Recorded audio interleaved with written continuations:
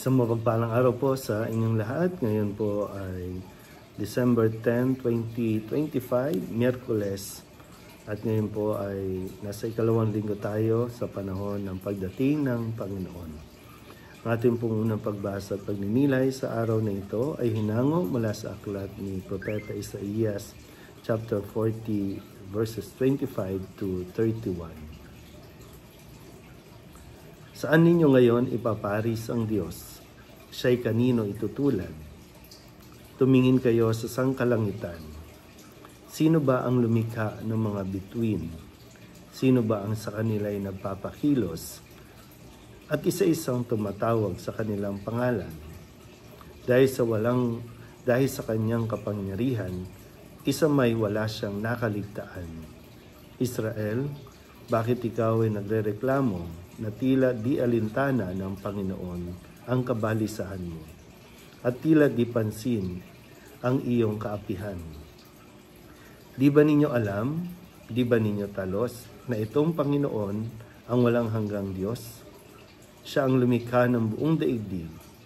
Hindi siya napapagod, sa isipan niya'y walang makatatarok. Ang mga mahinat na papagal ay pinalalakas. Kahit kabataan ay napapagod at nanlulupaypay. Ngunit ang nagtitiwala sa Panginoon ay magpapanibagong sigla. Ang lakas nila'y matutulad sa walang pagod na pakpak na agila.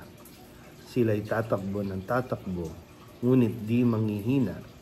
Lalakad ng lalakad, ngunit hindi mapapagod. Ang salita ng Diyos. Muli po, isang mapagpalang araw sa inyo pong lahat. At tayo nagpapatuloy sa ating paglalakbay tungo sa araw ng Kapaskuhan. Nasa ikalawang linggo tayo ng Adbyento at nagpapatuloy din tayo sa ating pagbabasa ng mga propesiya ni Isaías. At sa araw na ito, propesiya pa rin tungkol sa pag-asa.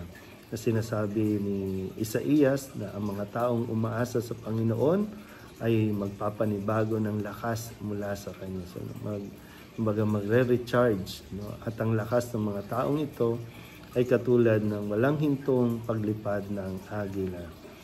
Kaya ang maihahambing na Isaías sa Diyos ay bilang tagapaglikha ng lahat ng nilalang sa buong sangkatauhan. Hindi pa rin magbabago ang Panginoon kahit marami na tayong dumadanas ng paghihirap upang sa Kanya tayo magkaroon ng pag-asa. So, maraming mga katanungan sa buhay natin kung bakit tayo naghihirap, bakit tayo may pagsubok, bakit, no? Ang daming bakit. Pero tandaan natin, no, sa mensaheng ito, sa araw na ito, ay muli pinapaalala sa atin ni Propeta Isaías na meron tayong Diyos na hindi napapagod makinig sa ating pong mga hinaing.